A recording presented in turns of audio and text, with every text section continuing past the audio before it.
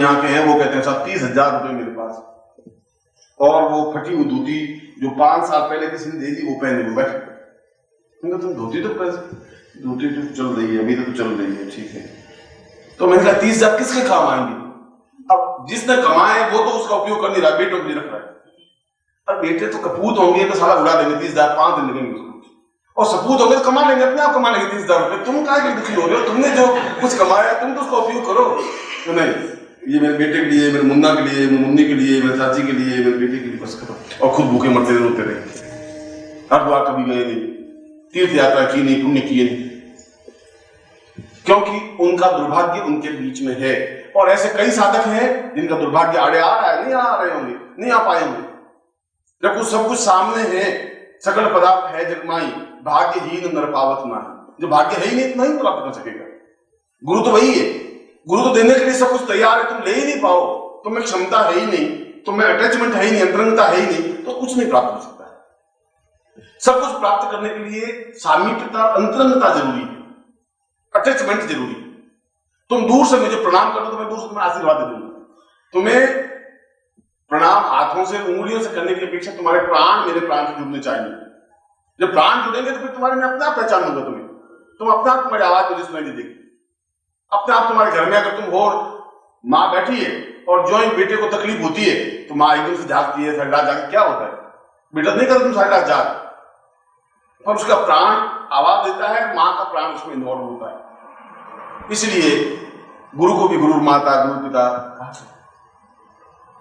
अक्षय पात्र साधना का तात्पर्य यही है कि हमारे जीवन में जो कुछ भी न्यूनताएं हो, उस जीवन को पूर्णता देने के लिए इस प्रकार की साधना का विधान याज्ञवल्क्य और विश्वामित्र ने रखा, और उन्होंने अपने जीवन में पूर्णता प्राप्त की। पूर्णता प्राप्त की, उन्होंने जो कुछ जीवन में चाहा वह प्राप्त किया। केवल एकमात्र विश्वामित्र ऐसे ऋषि रहे जो क्षत्रिय तो थे मगर ब्राह्मण तो जीवन व्यतीत किया। क्षत्रिय के घर में पैदा हुए और ब्राह्मण कर्म करते रहे और जीवन भर अपने पास शस्त्र अस्त्र रखते रहे, मगर दृढ़ निश्चय, हिम्मत, साहस, क्षमता, पौरुष, प्रबलता इतनी कि जो कुछ मैं चाहूंगा वह होगा ही। अगर इंद्र नहीं चाहेगा मुझे स्वर्ग में बुलाने के लिए तो नया स्वर्ग बना दूंगा, मैं बना दूंगा, या मैं कर दूंगा। ये साहस और क्षमता तब आ पाती है जब तुम्हारे साथ और कोई प्राण जुड़ते हैं। उन प्राणों को तुम नहीं पहचान पाते, तुम्हें अभी तक ज्ञान ही नहीं है, तुम सफलता कैसे पाओ? तुम प्रयत्न बहुत करते हो, आते हो मुझे कहते हो गुरुजी मैंने 108 माला तो फेर दी गुरुजी, 11 दिन से फेर रहा हूं, हुआ तो कुछ नहीं गुरुजी। तुम्हारे पास हो ही नहीं सकती, क्यों? तुम मंत्र जाप करते हो, रोटी रोटी रोटी करते हो, कहते हो गुरुजी 3 दिन हो गए भूखे तो मर रहा हूँ गुरुजी, रोटी मंत्र जाप 3 दिन से कर रहा हूँ, पेट में गई, पेट में जा ही नहीं सकती। क्रियात्मक पक्ष तुम्हारे पास नहीं, और वह क्रियात्मक पक्ष विश्वामित्र के शिष्य ने पूछा प्रश्न विश्वामित्र को, और वह प्रश्न तुम्हारे लिए भी उपयोगी उतना ही है। उस ज्ञानेंदु ने, उनका जो शिष्य विश्वामित्र ने, किम पूर्वताम चतुम वदेव रूपम तिंचावतम तवा पुरुषदेव, आप में ऐसी क्या विलक्षणता है कि जो दूसरे ऋषियों में नहीं है? क्योंकि आप प्रबल पौरुषता से वो अद्भुत कार्य करने के लिए तैयार हो जाते हैं, कर लेते हैं। इस बात की चिंता नहीं करते समाज क्या कहेगा, समाज कुछ कहता ही नहीं। समाज तो हमारा है, हम जैसा कहें वैसे समाज कहने लग जाता है। वहां राजस्थान में कहावत है कि लक्ष्मी तेरे 3 नाम, फूसो फरसो फरसराम। मतलब गरीब था तो सब कहते फूसिया, साला फूसिया, क्या करता है फूसिया, और थोड़ा बहुत पैसा हुआ 5-7 हजार हुए तो फरसा कहने लगे, और जब 25-50 हजार हो गए तो फरसराम जी कहने लगे। आदमी तो वो कहो वही फूसा ही था, वो फरसराम जी हो। इसलिए कहा कि आप में क्षमता क्या है, और विश्वामित्र कहे गुरुर्वै सदाम पूर्वमदेव रूपम न चिंत्यमेवं मृतम मदेव। मैं कुछ नहीं करता हूं, मेरा तो केवल चिंतन गुरु के माध्यम से है। मैं तो निश्चय करता हूं, कह देता हूं गुरु को मुझे ये करना है, मैं ये करूंगा, वह अपने आप शक्ति अजस्र रूप में मुझे प्रोवाइड कर देता है, मैं कर लेता हूं। ये उत्तर, ये विश्वामित्र का ज्ञानेंदु को जो उत्तर दिया है वह उत्तर तुम्हारे लिए उतना ही उपयोगी है। विश्वामित्र कह रहा है मैं कुछ नहीं कर रहा हूं, क्योंकि इस शरीर का निर्माण, साधनाओं का निर्माण मुझे तो कुछ ज्ञान था ही। माता पिता ने तो मुझे जन्म दिया, और जन्म देना अपने आप में कोई अद्वितीयता और श्रेष्ठता तो नहीं हो पाई। जन्म तो हर एक आदमी हजारों देते ही है और दे ही रहे। उसमें जो ज्ञान चेतना दे सके वह अपने आप में अद्वितीयता है, वह केवल गुरु दे सकता है। वह चाहे गुरु हरिद्वार में रहने वाला हो, चाहे मथुरा में रहने वाला हो, चाहे जंगल में रहने वाला हो, चाहे शहर में रहने वाला हो, जिसके पास ज्ञान है, ताकत है, क्षमता है, पौरुषमान है, वह गुरु है। कायर बुजदिल गुरु नहीं बन सकता। हाथ जोड़ने वाला, गिड़गिड़ाने वाला गुरु नहीं बन सकता। तुमसे भीख मांगने वाला गुरु नहीं बन सकता। जो खुद तुमसे भीख मांगेगा वो तुम्हें लक्ष्मी कहां से देगा? वो कहता है तुम शिष्य बहुत बड़ा है, तुम एकदम हरिश्चंद्र का अवतार है, तुम कर्ण है, तुम दानी है, तो धोती दे दे, फट गई। तुम कर्ण हो गया, सारा तुम दानी हो गया, तुम सारा गुरु है, तुम दो धोती पैदा नहीं कर सकता, तो इस शिष्य को देगा भी क्या? ऐसे गुरु कुछ नहीं कर सकते। ऐसे गुरु केवल भुक्खड़ बन सकते हैं और केवल जीविकोपार्जन कर सकते हैं। वे गुरु कहला ही नहीं सकते। गुरु के लिए बहुत प्रचंड ताकत और साहस और क्षमता चाहिए, जो अपने आप में दुर्धर्ष हो, समाज से जुड़ने की क्षमता रखता हो, और उसके चेहरे से, उसकी ओज से, उसकी वाणी से, उसकी बोली से मालूम पड़ जाए कि आदमी गिड़गिड़ाने वाला है, चापलूस है, या आदमी कुछ कहने वाला है, करने वाला है। वह तो उसकी ओज से, उसकी वाणी से मालूम पड़ जाए। क्योंकि जो निर्धन को पूर्णता दे सके, जो अपने आप में कुछ नहीं है उसको सब कुछ दे सके, वह गुरु हो सकता है। पर वो दे सकता है जिसके पास बहुत कुछ है। जिसके पास है ही नहीं वो कुछ कर ही नहीं सकता।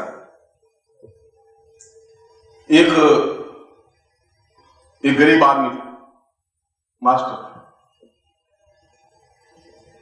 तो एक ब्राह्मण उसके घर पहुंच गया सुबह सुबह। उसने कहा कि यजमान की फतेह हो, तुम्हारी कल्याण हो।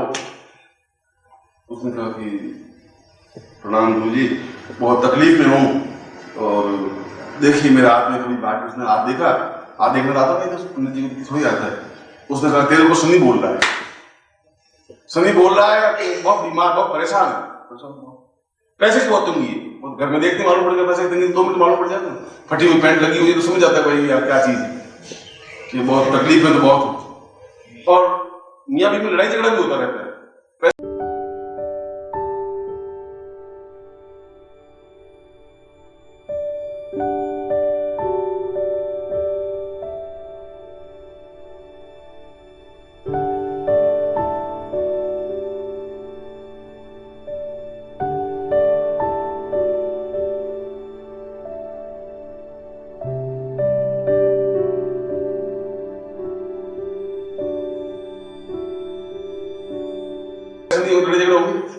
वो कल साड़ी ला, वो साड़ी, वो तो लड़े के साथ ही।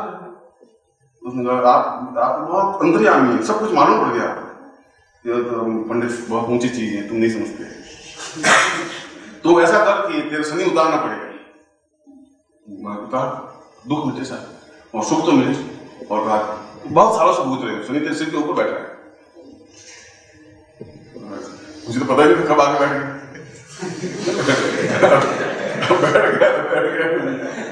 नीचे उतार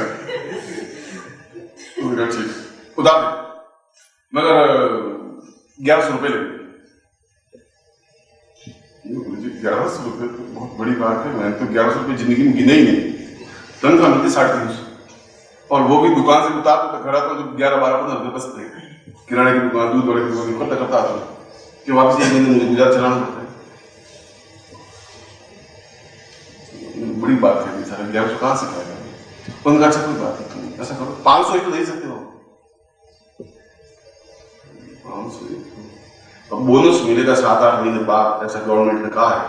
तो शायद 1 महीने उनको ज्यादा मिलेगी, तो 300, 600, 500 ही तो मुझे नहीं दे सकते। अच्छा तुम भी क्या याद करेगा, मेरे जैसा गुरु को मिला है, तुम 101 हो। उसने पत्नी की तरफ देखा, पति ने जाकर के एक से भाई शनि उतारना है, 1 से 1 तो बहुत बड़ी बात नहीं। गुरु ने कहा देख ले, मैं चला गया शनि रह जाएगा, और कोई उतार नहीं सकता, मैं ही उतार सकता हूँ। तो कई शनि उतारे मैंने, चढ़ा भी देता हूँ, उतार भी देता हूँ। और साढ़े 1 से 1 में उतारा तो रो रहा है, जी कर रहा है, बोल। गुरु जी मेरे पास 101 नहीं है, अब शनि सारा नहीं बोले मैं क्या करूं?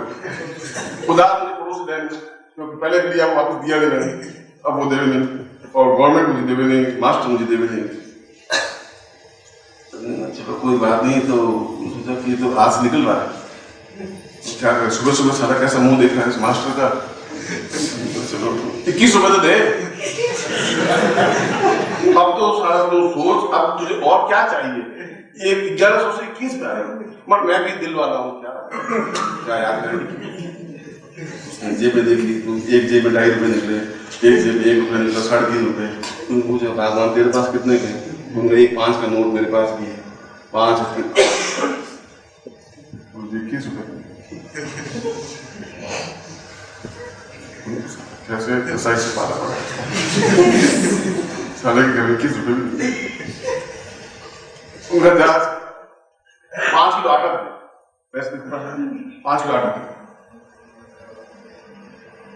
पति ने जाकर पीपा खोला, पीपा देखा तो उसमें पावा आधा किलो, 27 सारी हमने खत्म हो गई थी।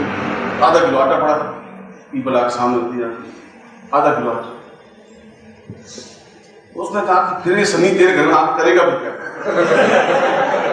अब तुम जा क्या शनि तेरे छाती पर बैठा है, है नहीं खाने पीने के लिए, शनि क्या बिगाड़ेगा तेरा? इससे ज्यादा बिगड़ने क्या है? तुम और अब ये शनि साला कहीं भी आके बैठा रहे घर में, भूखे मरेगा, खुद अपने आप चला जाएगा। दो चिंता होती है, देख ली और जेब से 1 रुपया निकाला और निकाल के सामने रखा। आए ना तो 10 मत देना सुबह सुबह, दिन भर में बिगड़ जाए। जीवन का तात्पर्य इस प्रकार के जीवन से नहीं है और इस प्रकार से भिक्षुकों से भी नहीं। ये गुरु नहीं बन सकते। गुरु तो वह बनता है जो दुर्दर्शता रखता हो। दुर्दर्शता का मतलब ये नहीं कि गालियां देता रहे, उसका मतलब है उसमें ताकत साहस हो जो खुद जीवन में कुछ कर सके, उसका खुद का पर्सनैलिटी बना सके, उसकी आवाज, उसकी वाणी, उसकी चैतन्यता, उसकी कार्य क्षमता, उसका परिवार, उसका गृहस्थ, उसका संन्यास्त जीवन, वो सब कुछ अपने आप बोल देता है कि गुरु किस लेवल के है, किस स्तर के है। वो कोई कहता नहीं है। कोई कहे कि मैं महान हूं, सोना कभी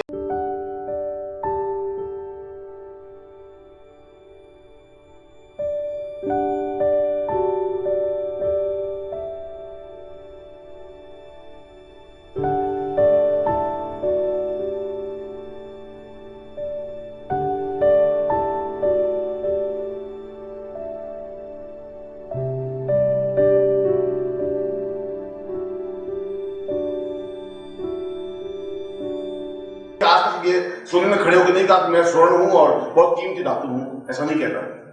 मगर लोग समझते हैं स्वर्ण अपने आप में स्वर्ण है। 50 के बीच में स्वर्ण की पहचान हो जाती है अगर आंखें पार की हो। और इसीलिए ऐसा गुरु जो बहुत प्रचंड हो वो शिष्य को भी प्रचंड बना सकता है, साहस और कर्मठवान बना सकता है, ताकत और क्षमतावान बना सकता है। और जो साहस और क्षमतावान है, चाहे पुरुष और चाहे स्त्री, लक्ष्मी उसी का वर्णन करती है। कायरों पर लक्ष्मी नहीं आ सकती, बुजुर्गों पर लक्ष्मी नहीं आ सकती, जो भीरू हो, जो कमजोर हो, उस पर लक्ष्मी आ ही नहीं सकती। जो साहसी है, हिम्मतवान है और जिसके पीछे विश्वामित्र कह रहे हैं जिसके पीछे प्राण चेतना है, यदि वह खुद क्षमतावान नहीं है तो पीछे बहुत ताकत है। बहुत मजबूत गुंडा जिसके हाथ में चाकू है और जिसको एक मामूली से दुबला सा पुलिस उसको पकड़ लेता है और गुंडा चुपचाप हो जाता है। अगर देखा जाए तो गुंडा उसको झापट मारे तो पुलिस तो 4 संचित हो जाएगा, मगर एकदम ठंडा पड़ जाता है। क्यों? उसके पीछे पावर है। पुलिस में ताकत नहीं है। वो पुलिस तो बहुत दुबला पतला है, धक्का दे नीचे गिरे। उसके पीछे पावर बहुत मजबूत है। वो पावर गुंडे को काय कमजोर बना दे। तुम अपने आप में ताकतवान नहीं हो, तुम्हारे पीछे पावर मजबूत होनी चाहिए। तो अगर पावर गुरु की है, साधना की है, तो वो तुम्हें पूर्णता दे सकती है। इसीलिए इस प्रकार की स्थिति जहां है, उनसे तुम्हारे प्राणों के संबंध बनने चाहिए। ये जीवन का एक आवश्यक तत्व और अंग है। और ये प्राणों के संबंध होठों से नहीं बन सकते। तुम मुझे कहो गुरुदेव आप बहुत महान, उससे कुछ नहीं हो सकता। और आप चरण छू भी लो, 2 सेव मेरे पास रख भी दो, उससे भी मैं महान नहीं बन सकता। उससे भी तुम्हारा मेरे संबंध वो नहीं बन सकते। वो संबंध बन सकते हैं जब तुम मेरे प्राणों में उतर सको, अपने आप को उतारने की क्रिया हो सके, अटैचमेंट बन सके, पूर्णता बन सके, श्रेष्ठता बन सके। ऐसा हो सके तब तुम सही तुम शिष्य बन सकते हो। और शिष्य नहीं है तो जीवन का कोई अर्थ भी नहीं, तो जीवन का कोई लक्ष्य नहीं है। वो तो फिर वह पशु है। वह पशु जो बहुत अच्छे मकान में रहता है, उसको रोज ब्रश से उस कुत्ते को साफ करते हैं, बाल साफ करते हैं, तेल लगाते हैं, नौकर चाकर उसके रहते हैं, है तो पशु। कुत्ता तो कुत्ता ही कहलाए, पशु पशु ही कहलाए। और उस मनुष्य की भी कोई विषाद नहीं है, जिसकी कोई जीवन में तुलना नहीं है, जिसकी कोई श्रेष्ठता नहीं है, जिसकी कोई अद्वितीयता नहीं है, उसकी भी कोई विशेषता नहीं है। भीड़ के बीच में पैदा हुआ, भीड़ के बीच में मर गया। पड़ोसियों को मालूम ही नहीं पड़ा कि वह पैदा हुआ भी था, पड़ोसियों को ये मालूम नहीं मर गया। ऐसी मृत्यु हो कि हजारों हजार लोगों की आंखें भीग जाए। मृत्यु ऐसी हो कि 25-50 साल बाद भी लोग याद रखते हैं। जीवन की ऐसी स्थिति बननी चाहिए, और ऐसी स्थिति अक्षयपात्र साधना के माध्यम से ही संभव है, और कोई साधना इसके लिए उपयुक्त नहीं बन सकती। और ये अक्षयपात्र साधना मैंने भी की है, और मैं इसका महत्व समझता हूं। और विशेषता यह अक्षयपात्र साधना समस्त ऋषियों ने की, ऐसी कोई साधना नहीं थी जो सब ऋषियों ने की। वशिष्ठ से लगा करके और अत्रि तक जितने ऋषि हुए उस अपने अक्षयपात्र साधना अवश्य की, और साधना की। उनके आश्रमों में कहीं गरीबी दुर्भिक्षता नहीं थी, उनके पास कोई पूंजी का साधन नहीं था, उनके पास कोई खेत खलियान नहीं थे, नौकरी व्यापार व्यवसाय नहीं था, मगर फिर भी आश्रमों में चहल पहल थी, हजारों शिष्यों को खाना खिला सकते थे, रह सकते थे, और मौज मस्ती में जिंदगी में रहे। क्यों रहे? उन्होंने उन साधना को पूर्णता के साथ समझा, वे साधनाएं संपन्न की जिनको लक्ष्मी साधना कहते हैं, अक्षयपात्र साधना कहते हैं। और मैं आज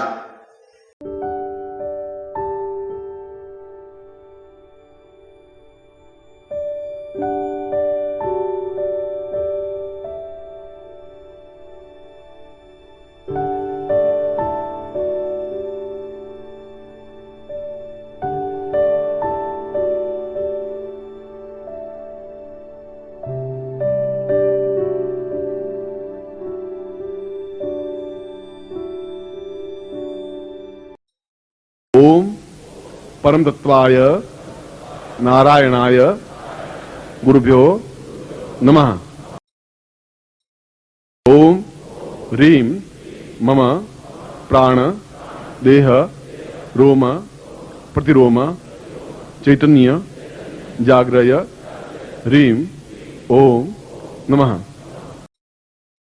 ओम भूर्भुवः स्वः तत्सवितुर्वरेण्यं भर्गो देवस्य धीमहि धियो यो नः प्रचोदयात्।